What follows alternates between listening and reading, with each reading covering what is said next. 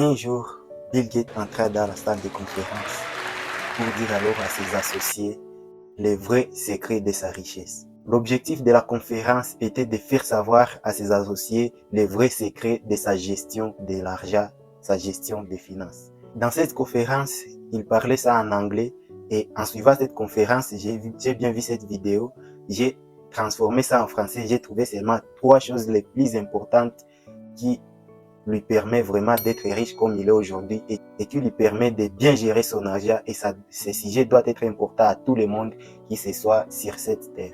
Ces 3 leçons que Bill Gates avait données dans la conférence, je vais vous les dire ici tout de suite. La 3e leçon est plus importante et moi-même j'ai un jour vu les résultats de ça et nous allons le parler ici ensemble. Première leçon qu'il avait dit, c'est de résoudre ses problèmes. Dans cette façon, la façon dont il avait expliqué ça était, il disait souvent de gérer son argent d'une manière responsable. Le bref, pour comprendre ces mots, gérer son argent d'une manière responsable, il faut utiliser seulement 3 mots. Le premier, il y a l'investissement. Le deuxième, il y a la budgétisation. Et le troisième, il y a alors l'épargne. L'épargne favorise l'indépendance financière. Moi-même, je peux vous dire d'une manière dont j'ai découvert que ce que Bill Gates avait dit est vrai. Vous voyez, un jour, moi et mes 2 collègues du travail, on travaillait le travail peinture là où nous tous nous avions un même salaire et en fait, nous les trouvions seulement les samedis. Les samedis, chacun avait son 30 $ et puis en retournant à la maison, le lundi, je revenais, il y avait encore 23 $ et ils n'avaient encore rien parce qu'ils les avaient terminés dans la boîte de nuit. Ils avaient tout bu des bières et tout comme ça. Ils n'avaient rien.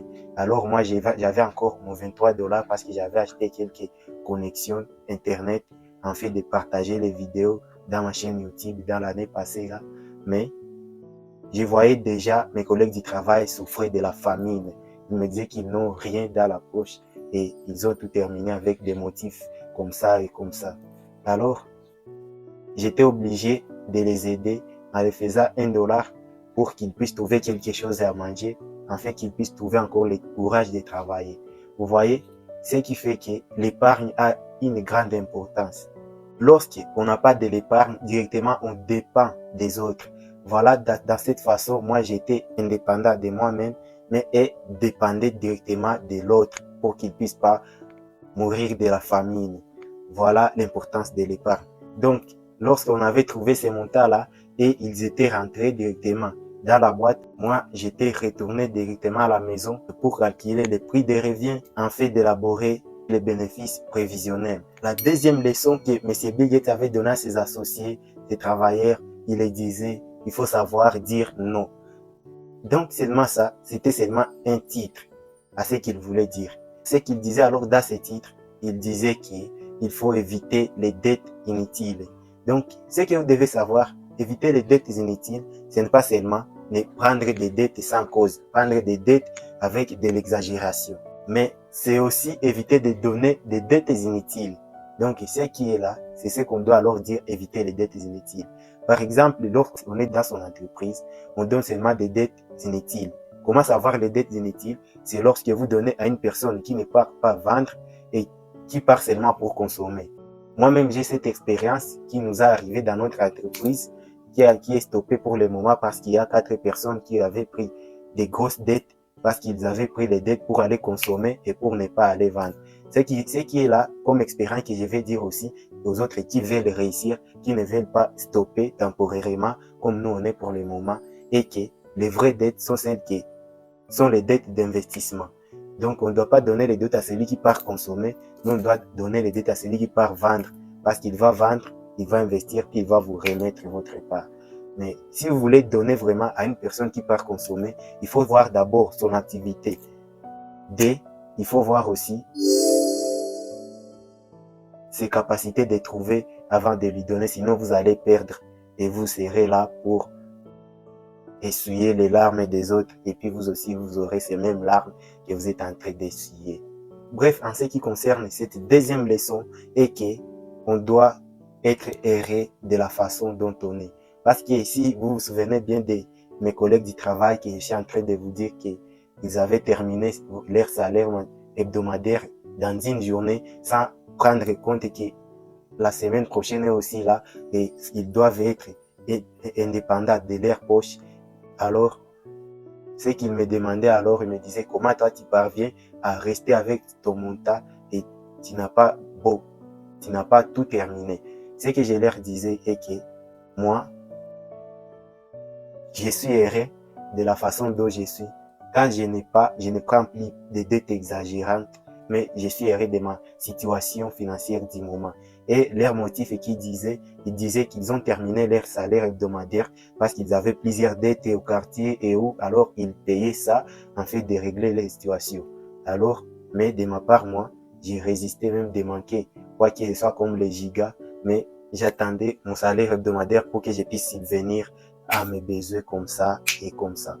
En bref, on ne doit pas consommer lorsqu'on n'a pas gagné. On ne doit pas consommer plus que ce qu'on va gagner. Sinon, on restera toujours dans les passifs. On dit les passifs, c'est lorsqu'on est en train d'investir dans les choses qui ne vont pas nous faire même les profits ou intérêts.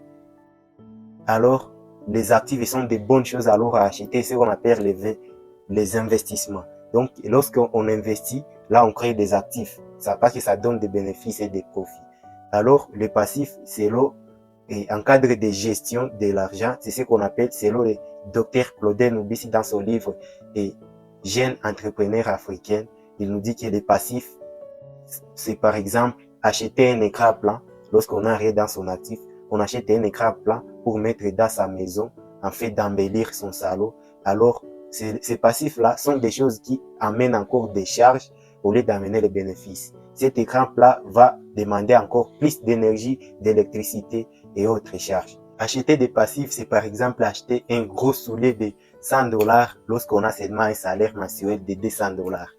Alors, la troisième leçon que Bill Gates avait dit dans la conférence est celle que nous tous étions en train d'attendre, qui est celle d'avoir la patience. Ce titre ne peut rien vous faire comprendre. Moyennant les explications, c'est avoir une vision à long terme. Donc, par là, il disait comment on doit investir sans entendre quelque chose qui peut venir, mais en fait de continuer, de faire grandir son travail sans savoir vraiment si on aura quoi. Il nous explique comment, avant qu'il puisse atteindre son objectif, qui est très populaire et important pour le monde, qui est de la création de Microsoft, il disait qu'il investissait vraiment beaucoup sans savoir si vraiment ce programme va atteindre. Mais en travaillant avec ses travailleurs, ses associés, il a fini par créer Microsoft bien développé qui a servi tout le monde vraiment. Ce que j'ai bien vu que c'est une vérité vraiment ce qu'il disait et que moi-même avec cette astuce j'avais bien l'atteinte de l'objectif que j'ai poursuivi depuis il y a 3 ans et avec ça en investissant sans savoir ce qu'on va arriver j'ai pu commencer ce que j'ai rêvé avoir commencé à faire moi et mon collègue du travail dans notre création de cette entreprise. Pour le moment, nous sommes dans une petite pause à cause des 4 personnes qui avaient pris des grosses dettes et nous ne voulons pas acheter des marchandises qui ne conviennent pas. Nous voulions acheter vraiment d'une manière grosse. Alors, ce qui fait que nous puissions être dans un repos temporaire. Ce que je peux vous donner comme leçon de ces propres expériences que j'ai acquis moi-même et qu'il ne faut pas donner des dettes sans des gages. Les gages, donc, c'est quelque chose qu'on doit te laisser avant que tu donnes des choses aussi. Vous voyez? Donc, ce que je peux vous dire, il donne les documents de sa parcelle, je les prends. L'échéance est atteinte, l'échéance, donc, la date où il doit payer. Il ne veut pas payer, je vais à sa parcelle, je lui donne le reste. Alors, ici, on parlait à propos toujours de comment être patient dans cette 3e leçon qu'il avait dit dans cette conférence et que, le bref est que on doit toujours investir en parabole. Ce qu'on peut dire est que ils ne font pas récolter tes mangues cris. Il faut attendre que ça mûrisse. Voilà les vrais secrets.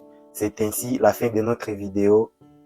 Abonnez-vous à la chaîne pour plus de secrets des personnes populaires. Ici, nous tirons des leçons par des grandes situations et nous ne parlons pas ici des personnes, mais nous parlons des idées des grandes personnalités et des situations passées. Nous en tirons des leçons.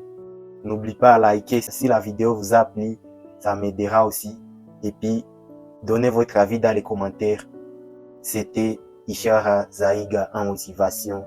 Toujours éviter l'obstacle de l'avenir. Nous allons réussir.